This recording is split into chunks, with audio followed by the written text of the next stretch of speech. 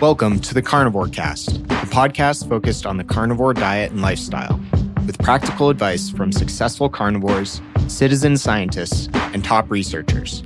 I'm your host, Scott Myslinski, and I'm here to speak with experts and experienced carnivores to get answers to your biggest and meatiest questions while helping you live your best life as a carnivore. If you enjoy the show, please consider supporting the Carnivore Cast on Patreon.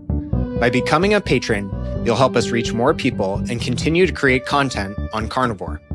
There are also exclusive perks available, such as private Q&As, consultations with me, and more. Become a supporter at patreon.com/carnivorecast. Check the episode description for the link. Thank you, and I'll see you there. Danny Vega at dannyvega.ms and at Fatfield Family returns to the Carnivore Cast. The first time I had Danny on, we spoke about how he got into keto and muscle building / performance, how he feeds his kids, stoicism, quitting his mainstream job, and more. Definitely check that one out if you haven't yet. Recently, we went even deeper on training on keto muscle intelligence, and more. But now Danny's back to talk about something very different. He's teaming up with his friend Adrian to create a series of growth and development books geared specifically for children. It'll be the first fictional character-based publication that sheds light on self-development practices and strategies for kids, all revolving around a select group of child characters who possess special abilities. Super cool, and very excited to chat with you today, Dan. Dude, it's always great to be with you, man.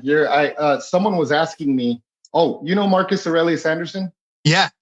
Yeah, so he's a professional like you, man. And interestingly, before we got on the air the last time we recorded, he was interviewing me, and he's like, what have been the best 3 interviewers in your opinion? And why? And your name came up, dude. I told him that no way. My favorite. Absolutely, bro. You're so attentive. You're such a great listener. And obviously he's the same way. Anybody who does that, like before the podcast, like the way he did, I just respect him for that. But no, man, like your interviews are great. You really know how to get the most out of people in a real natural and authentic way, dude. So I always love being with you. Wow. I'm completely flattered. I don't know what to say, but thank you. I appreciate it. So tell us about the book. Like, how did it come about? What's the story? What inspired this? Yeah, it was awesome. I got a friend, my friend Adrian, and he's the more experienced creative writing guy. Like he studied that in college at University of Miami, and he does a lot of copy he's a marketing guy. And I remember started calling me. I think it was at the end of 2018, beginning of 2019. He started calling me, just a few times, and he just pitched some ideas to me. He'd be like, "Hey, man, I'm really thinking of writing this children's book. I know you're tapped in. This is my concept. Tell me if there's anything like that." Because he knew that I was reading to my boys. I continue to read to my boys all the time. And the only thing, I'm about to tell you what this whole deal is, but like the only thing that I could think of that was even remotely close was a really fantastic series for anybody who's a parent and is listening. It's a fantastic series. It's called The Tuttle Twins. And what they did was they adapted, philosophy and economics books into children's storybooks. And the big deal about it was that, number one, you always followed these 2 twins. There was a brother and sister. And then number 2, they would take some of those really good economics books and philosophy books and turn them into children's storybooks. But nothing that, to my knowledge, existed in the form of helping kids with personal development, getting their minds, their little growing minds, to start thinking intentionally about developing yourself as the end, like just focusing on, perfecting your skills. What are the things that can help me have success in this world? And at the time, like I said, I couldn't think of anything. And so he continues to ask me questions. And I think it was like the second or third call, he was like, and I was he saw how excited I was, but at the time I was excited for him because I thought this is going to be a great idea. And it was like, after a while, he was like, wait a second, do you want to write this with me? And I was like, oh man, absolutely. He's like, I really want this. I want to bring these personal development books into the children's literature genre. And, I have some ideas for which ones to start with. And I was like, oh, we got to start with How to Win Friends and Influence People. And it just so happens that he was on the same page. He's like, absolutely. That's actually the book that I was thinking of. And, the reason why we started with this book, you can find the answer to that question in one of I believe it's the first chapter of How to Win Friends and Influence People. Dale Carnegie talks about how it really doesn't matter what field of work you're in. You could be an accountant. You can be, just a numbers crunching guy, someone who doesn't typically deal with a lot of people. But it doesn't matter what profession you choose. One of the most important things that you can learn is how to deal with people, how to read them, how to interact with them, how to solve problems with them, how to peacefully resolve conflicts with them. And I mean, we think about everything going on now, like we can't disagree anymore. And I started to see on a local level at my kids' urban cottage, which is a fantastic little local business here. It might as well be a personal tutor. They basically keep the classes down to 5 people. They spend most of the time doing what the kids are interested in, but they do have structure. And the owner of that place has started on a local level to have a book club. She wants parents to get together and talk about contentious issues, in an in-person environment, because that's another thing. We don't look at each other, so that anonymity makes us so rude to each other. But yeah, that's basically what started it all. And then from there, the fun started, man. He opened up a Google Docs file, and we just started writing, and he had given me the introduction, and then I would run with it, and then I would write a little bit, and then he'd go to sleep, and he'd wake up a day or two later, and he'd see all this stuff, and it was just the most amazing collaborative effort to come together and troubleshoot together all the things that we would make a mistake, or we would say, no, that's not going to work because of something that happened later on. And here we are now, man. We finished the book in March, and I handed out a few. Wow. It's been done since March, so that's the crazy part. But then there's all the other stuff. Like we had several months of issues with finding an illustrator just to even get the cover, and finally we got the right illustrator. We loved the cover, and we went through that again with the illustrations, and we decided after a while that we're not even going to illustrate this edition, this first edition, because if we keep doing this, we're never going to publish the book.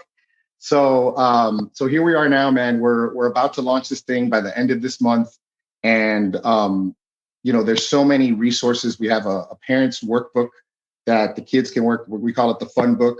You want me to go into that, or do you have something else? Yeah, no, that I definitely want to touch on that. That's so freaking cool. But I just wanted to ask, like, have you ever written anything really long form before, Danny? Or have you ever thought, like, I need to write a book?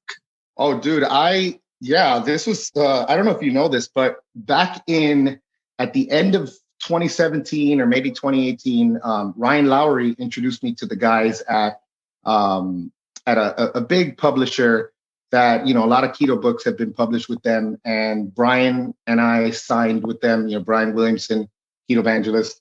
And we were writing the Ketogenic Athlete book.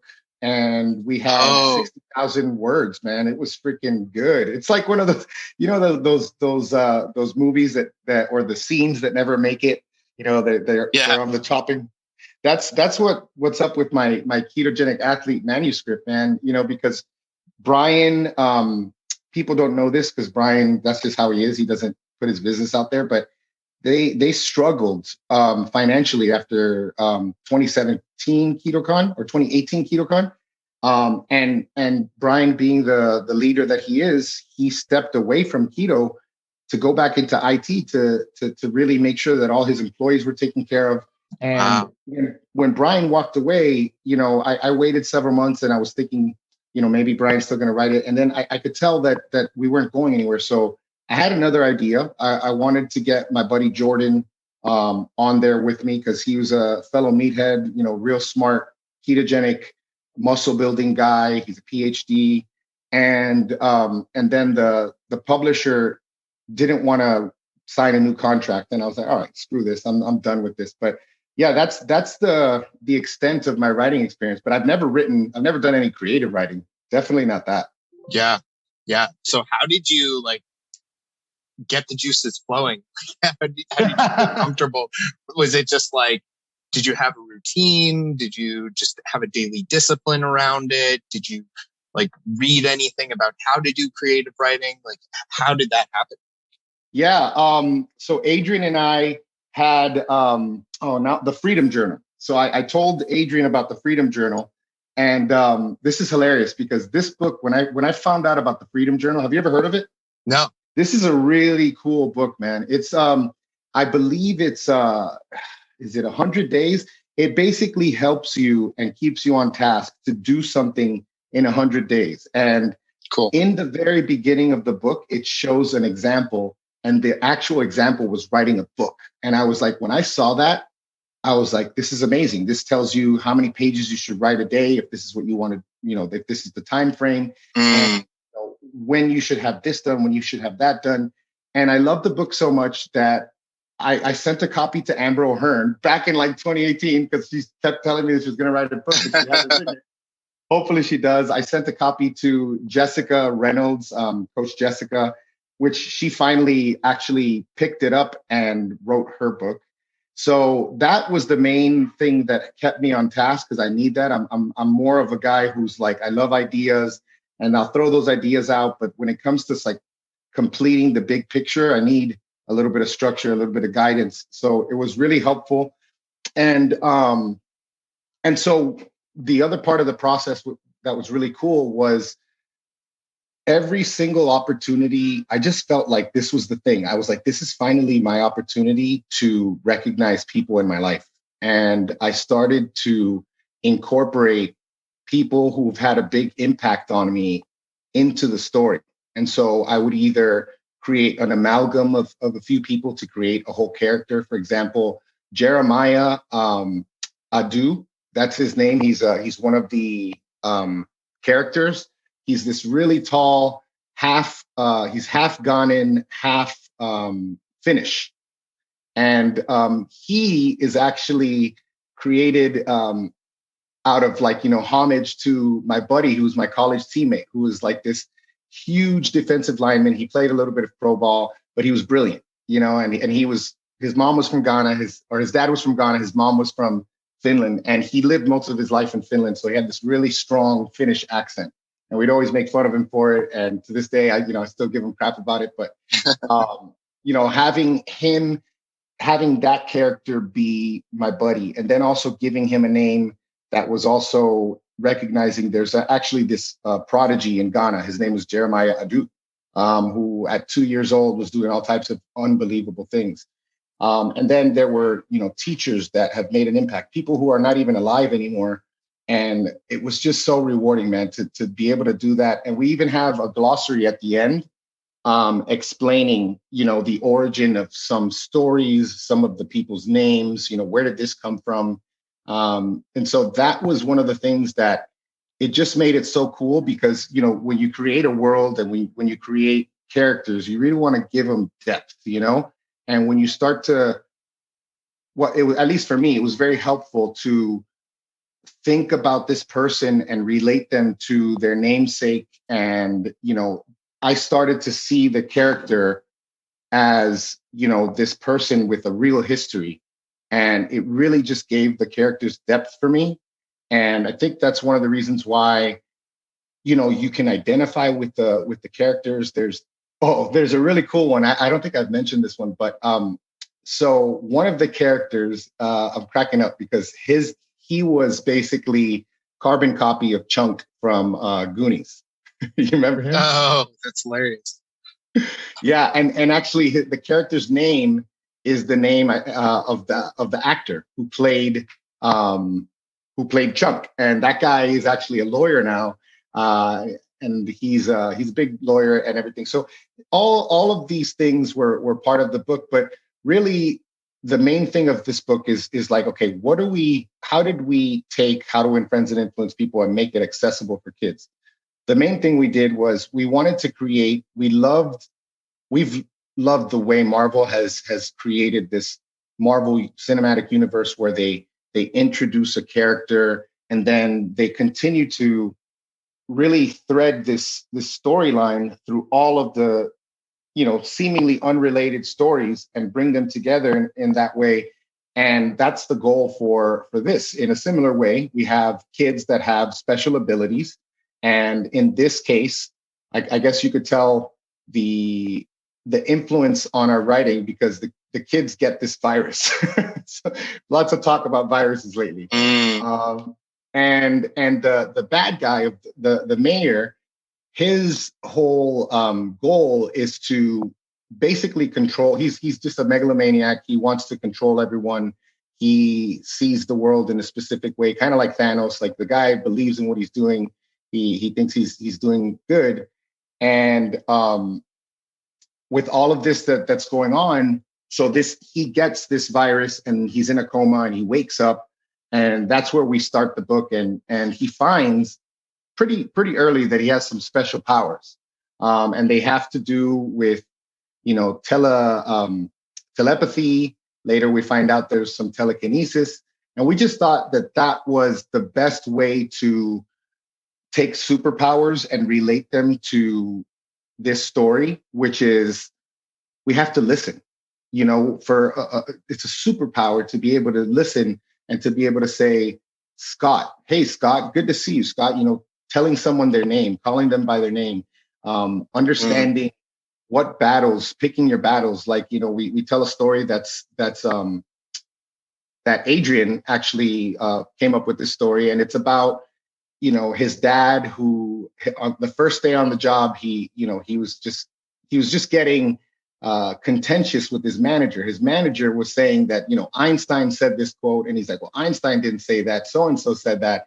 And he ends up getting fired. And so the moral of that story is that, you never win when you argue, especially in situations like that. And so we use characters, whether they're the mentor of the book, which is Dr. Libertas, he's kind of like the Yoda. He's the science guy. He's the one who's helping Memphis, who's the main character. He's helping him understand his powers. He's helping him by teaching him, number one, how to hone his powers, but also how to get along with kids, because his mom was always in an army, and so they were always moving around, and so he never really got to connect with kids. He was always moving around. And finally, this place where they move into, it's called Woodpine. They get there, and he understands that this is finally going to be home base. His mom is, in a position where she's not going to have to move anymore. And so the timing couldn't be better for him to really understand finally how to connect with kids and how to navigate, especially middle school, because they're in middle school. So that's basically how it starts. We use some of the protagonists to help, teach those lessons. We help Dr. Libertas. There's kind of like this matrix scenes where he's in this construct, kind of like where Morpheus and Neo in the Matrix, where they're in this like training program, but instead of it being a training program, it's this world that Memphis can create, and he can kind of manifest these surroundings, mentally. It's not real. It's kind of like it's all in his mind and the mind of Dr. Libertas. And so Dr. Libertas would teach him things there. And then we would have some of the antagonists of the story, show you how not to do things. So that's basically how we get the point across. A lot of people ask me about how to make liver more tasteful and how to cook it or incorporate other organ meats on Carnivore. Optimal Carnivore can help you do just that with their grass-fed organ complex. It was created by carnivores for carnivores.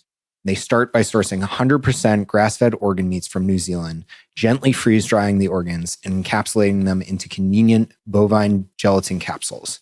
Just 6 of these capsules a day is the same as eating an ounce of raw organ meat.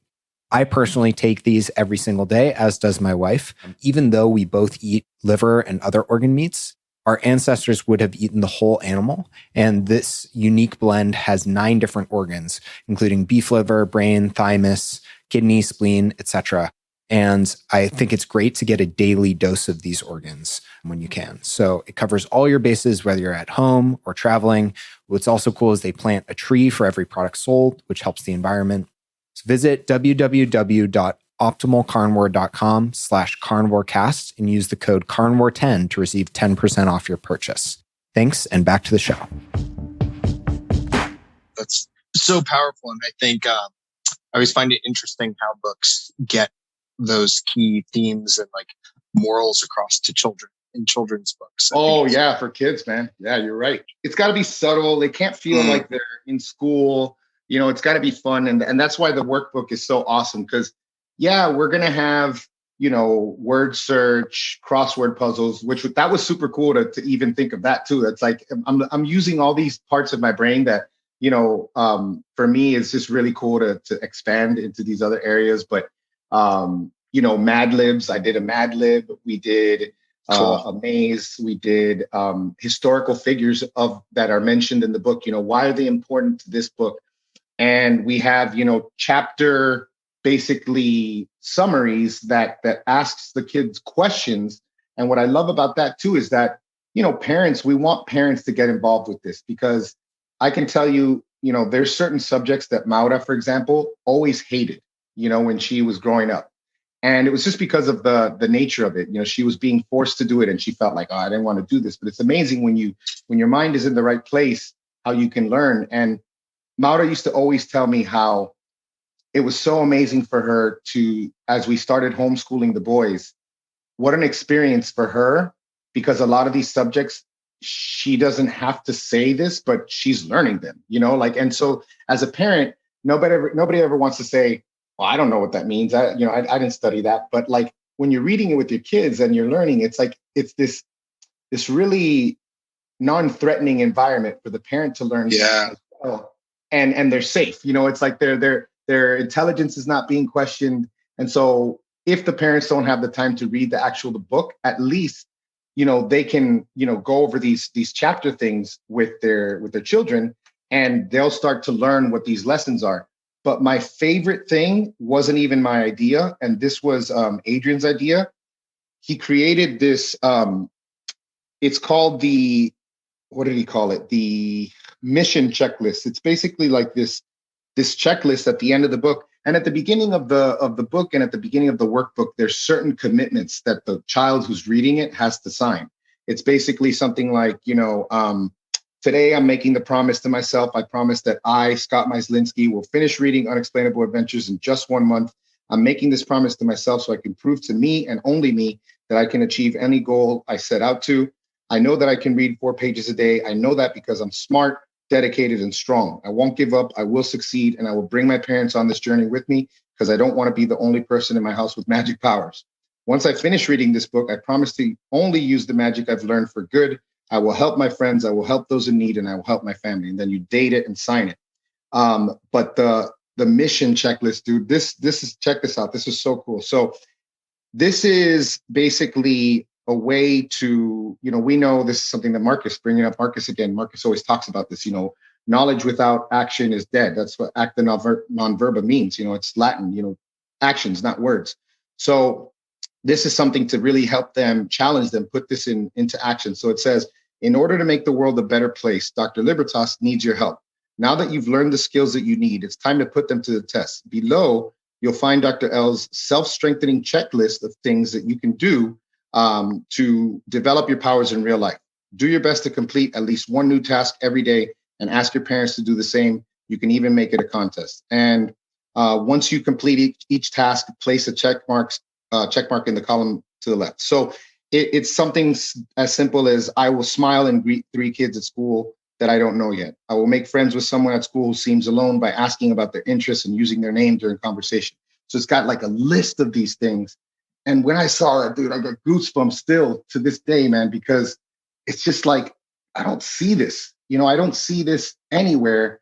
And this is what we need for kids. We need kids. Of course, we want them to be entertained. We want them to really, but putting action to what you've learned is, really applying what you've learned is honestly the best way. And because they're really going to start to see, man, this is not bad. Like I got 3 new friends, like it'll open up a whole new world for them that never existed before. Yeah, that's awesome. And Unexplainable Adventures, tell us about the title. How did you come up with that? And what's kind of the meaning behind it? Dude, that was the hardest thing. You'd never believe how hard. We had the book written. We still didn't have a title. And so we're like, we have to create a flagship name. And, just the typical rules for a main title. It's got to be 2 words, it's got to be a word or 2 words. It can't be long. And then, of course, you can totally go ham on the subtitle, because it really gives more information. So we started to think, okay, this is not a Memphis Smith book. Memphis is the main character, because at the end of this book, there's a cliffhanger and we sort of get introduced to another character who's a female, who's going to be the protagonist of the next book. Cool. Yeah. So unlike Tuttle Twins, Tuttle Twins, no matter what story you get, you're going to follow them, which works awesome. But number 1, we didn't want to copy them. And number 2, we thought this would be really cool because we could be so inclusive. We want kids around the world to be able to identify with the kid. And you can say that, you can identify with Memphis Smith, and I'm sure all the kids will. But, in these books, it's going to be awesome to see, an Indian kid, a female from, Asia, all these different things to really help other kids, kind of identify better. And Unexplainable Adventures is awesome because they're all going to have these weird powers, and they're always going to be, kind of in the realm of fantasy.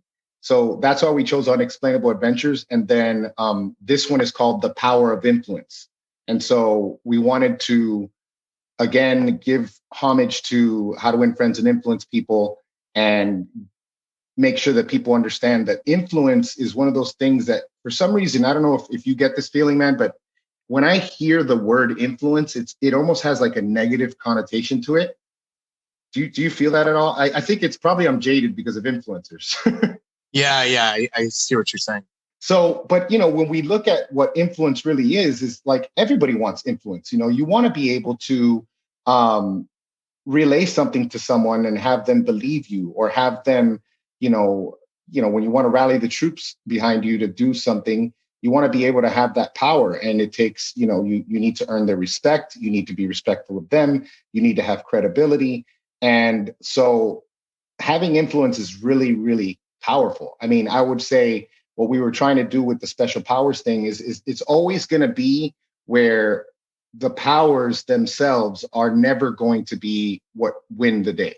The powers are awesome, but it's kind of like, in Teen Wolf, when, the final scene when he's like, and I hated this when I was a kid, by the way, when he was like, I'm not going to be the werewolf. I'm like, what are you talking about? The werewolf could dunk,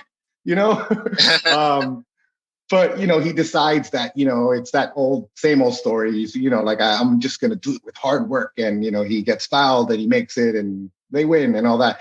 And so that's what we didn't want the kid to conquer the day just because he had special powers, because then he's the only one who could do that.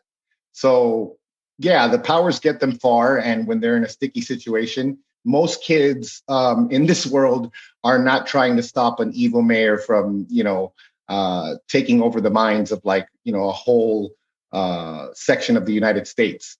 But, so it's, they're not going to be breaking into labs and trying to, get the schematics and all that stuff. But, so there's a drama side to that. But at the same time, it really just boils down to the same things that Jocko Willink does with his kids' books. Jocko Willink with his Warrior Kid series I'm just such a fan, because it talks about things that every kid has to deal with. When you start going into middle school, especially, the bullying, not being able to do well in school, not understanding because, maybe your teachers never equipped you. Maybe, you're in a bad, you're in a bad school district or whatever, and you don't really know how to learn. And, Uncle Jake teaches his, nephew in the book, which is, Uncle Jake is Jocko. And he teaches him how to memorize things, how to do pull-ups, how to defend himself. And by the end of the book, he writes his warrior code. And I always thought, man, that is so awesome, because these are things that kids need, So the age group is probably, we thought it was going to be younger when we started, but as we, there was a part of that story where both of us was like, man, this is getting dark.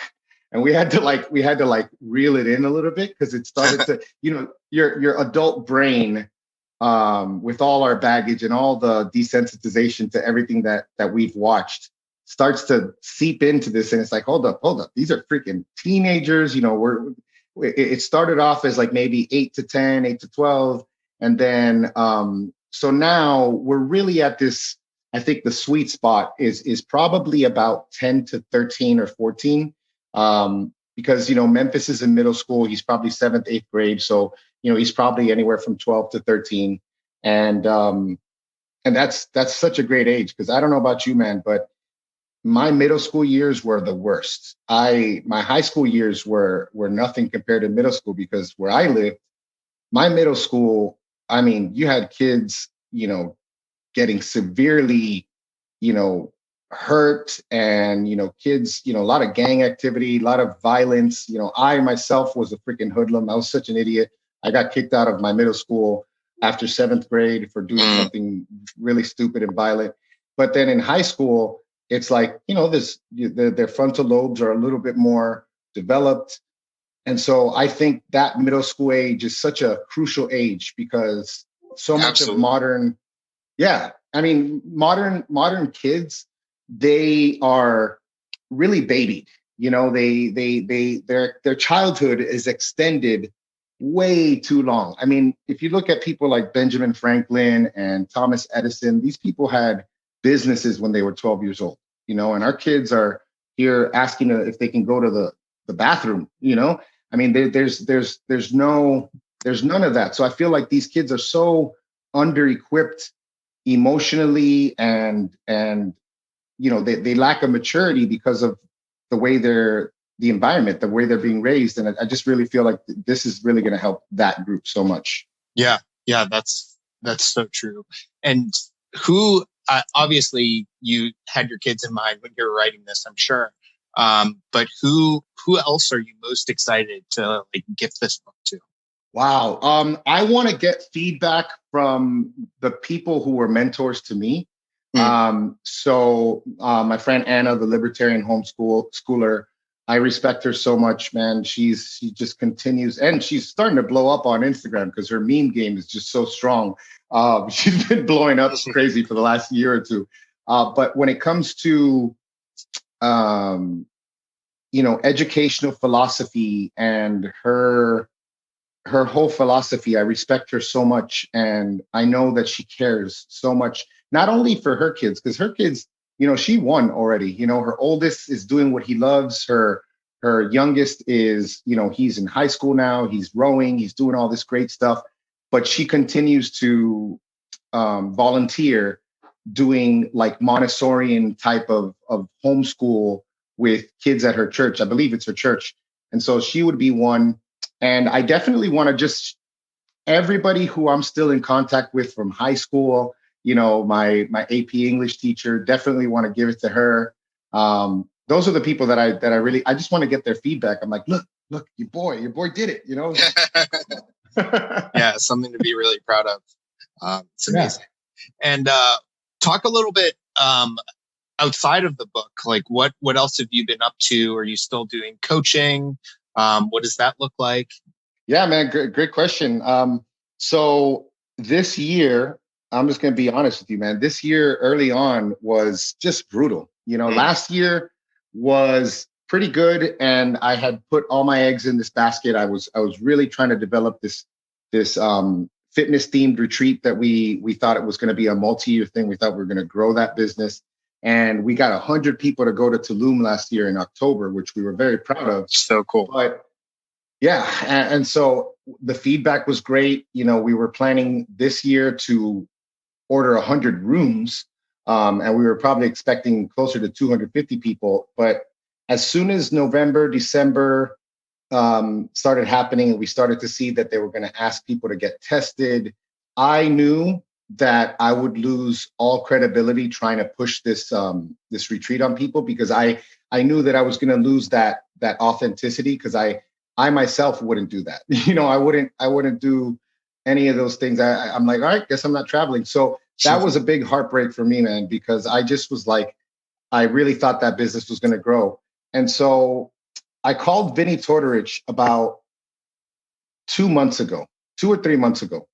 And he's someone who I respect the crap out of him. And I love him because he just tells it like it is. And so I told him what I was thinking, and I told him that I started working on the app thing about 4 months ago. And I told him this idea, and he told me, he said, look, man, we were on the phone for like 40 minutes. He says, look, I can tell you that I'm not smart at this stuff. I'm not a great businessman.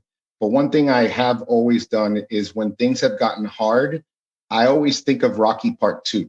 He's like, Rocky started to get big time, and, he was training at a different gym. And, when he realized that he wasn't at the spot where he was before, he decided to go back to his old gym, go back to what works. And I thought of that myself because I saw the trajectory of Fat Fueled Family. And I remember starting and coaching all these people and writing programs. And then it was almost like I expected myself to move past that, as if I was above coaching, and it wasn't because I felt like I was above it. I just told myself that I had to move on to bigger audiences. I had to do things that were going to be a bigger impact. And I couldn't let coaching get in my way. And I'm like, wait a second, man. I developed my reputation because I'm a good coach. And Vinny was just like, you need to get back into doing what works, And so I decided to do that. That's my primary focus with Fat Fueled Family right now, especially because I'm not really doing any consulting with anyone. I had several companies last year that had me on a retainer, a monthly retainer that I would either help them with formulations, or I would help them with affiliate marketing, or whatever the case may be, events and speaking and all the speaking too. I lost my speaking fees. I lost all of that stuff. And so it was tough. And so here we are now. We started Fat Fueled Physique. It's a fantastic program, I think, because your typical one-on-one coaching is with someone who's good is going to be expensive. Even me, that I undercharge, and I'm charging $400 a month. That is expensive for a lot of people. Like a lot of people can't just fork over $400 a month. So I thought of group coaching, and it was one of those situations where a targeted ad was targeted to me perfectly, because I was like, man, this is brilliant. So it was this guy who was talking about how he scaled his personal training business in California, and he was using a 600 square foot home gym to do that. And he started talking about group coaching. And although it's a little bit different because this is group coaching, group online coaching, I loved the concept, and so we created 3 different levels. So there's the basic, which is just going to be $20 a month, $19.99. These people are going to be basically getting customized programs every single month based on their goals. So, whether you want to burn fat, and then also when they fill out their intakes, it really gives me all the information I need to really tailor these programs to the people. And the reason why I love the app is because, every single exercise is accompanied by a video. So when I go into my app and I say, okay, what I got today? Okay, I got squats. I got, what the heck is, knees over toes, split lunge. You're going to click on that and you're going to see the video. So I loved that because I knew that it would really help me cut down on, okay, well, that's when you have no idea how hard it is, man, to explain something to someone over the phone. Yeah. But you got a hip hinge, you got to, so that helped with that. And then, people love that alone. Just, give me the program. I just want to show up and execute. And writing programs for me is the funnest thing. I just love writing programs. And then if you go to the next level, that is the plus membership. So you're still going to get the customized programming every month, but now you're also getting meal plans and macros. And so I give all my plus clients, they get a customized meal plan. They have to tell me, what are the foods that are, that they're not going to want to eat. I have to get food allergies and all of those things are in the intake. And based off of that, I give them a meal plan, I give them macros, and then I tell them how to adjust your macros on week 2, 3, and 4, depending on your progress. So if you lose more than this amount, then you're going to have to stay with last week's, because we're trying to minimize the deficit as much as possible to really keep the body from revolting. Because eventually, if we just keep on chopping that same tree, keep on with the same cutting calories, then your metabolism's going to slow down, your ghrelin's going to increase, and your body's just fighting you. So we do that, and then about a week or so before the end of the month, they fill out my check-in sheet, which also it has them track what I call the SHMEC, which I got from Dr. Jade Tita. It's basically your sleep, hunger, mood, energy, and cravings. And these are the main ways in which our metabolism kind of communicates with us. And so that helps me understand, like, is there deficit too much? Is there, what's going on? It also helps me, I have questions there to help me understand, like, how well they complied. And then, of course, the VIP is my favorite, because that's where I really want to push people to the VIP. It's $100 a month and still very accessible for people. But the VIP also comes with, they get access to our private VIP chat. We just started this month. So we already have close to 20 people in the VIP chat alone. We got like 75 clients who are doing great. The average right now for my weight loss clients is 6.4 pounds this month, which I'm really happy with that. So, it's not, I don't want to see, 12 pounds. I don't want to put people on crash diets. I really want people to understand, how to do this the right way. And we also, in addition to the VIP chat, which is really just community accountability, having this tribe of people on the same kind of goal, but it's also two group coaching calls a month. And so we had our first coaching call last week, and then we'll have our next one next week. So it's every 2 weeks. And during those calls, it's 30 minutes. We cover a topic. And so I gave them a list of topics to choose from. And we covered supplements last week. And so Maura and I went through a PowerPoint that I created, and we talked about, first of all, how to understand which supplements would benefit you and not. So we talked about all the diagnostics that you can do, the blood sugar, the blood ketones, the MRT food sensitivity panel, your genetics, several different markers that we can look at, and we can say, well, if I want to, because this is something I learned from Barton Scott, man. Barton I respect this guy so much. I love the guy. When he talks about upgraded formulas, he the typical supplement company is going to say, this has this, and this, which is awesome for this. And while that's true, just because, magnesium is good. I always use magnesium, and I'm like, man, I shouldn't use that one because everybody should be taking magnesium. But, it's just because this one mineral or this one vitamin is good, doesn't mean that you need it, So I love that, because Barton, he has the hair test for the minerals. So now you can see, are you in the right ratios? Are you taking too much zinc? Do you need more copper? So we wanted them to know that, because we wanted them to not waste their money.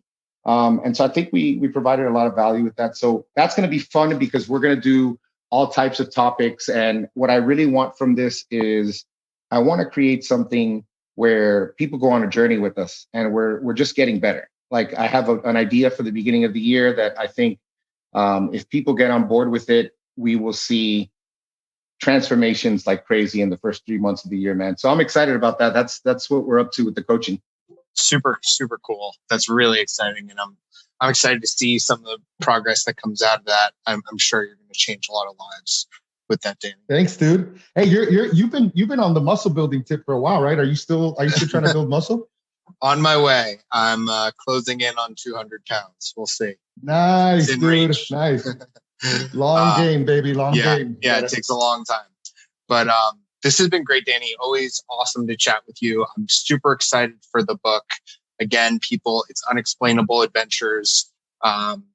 Tell people where they can find it, where they can find you. And this will be coming out in a few weeks. So hopefully everything will be live.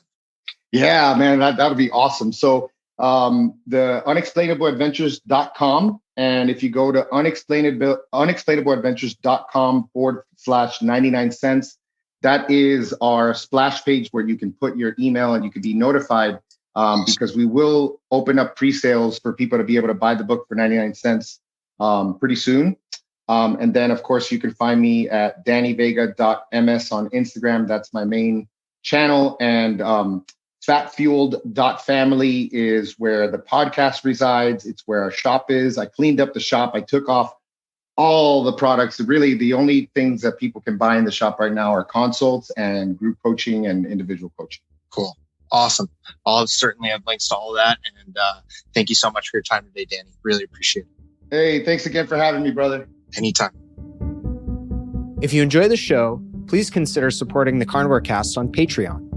By becoming a patron, you'll help us reach more people and continue to create content on carnivore. There are also exclusive perks available, such as private Q&As, consultations with me, and more. Become a supporter at patreon.com/carnivorecast. Check the episode description for the link. Thank you, and I'll see you there. Thank you for listening to this episode of the Carnivore Cast. If you enjoyed this episode, please review on iTunes. It really helps us out. And share it with a friend. What questions would you like answered? Or who would you like to hear from in the carnivore research community? You can find me on Twitter, Instagram, and Facebook at Carnivore Cast or go to carnivorecast.com. You can also email me at info@carnivorecast.com. I'd love to hear from you. Until next time, keep it carnivore.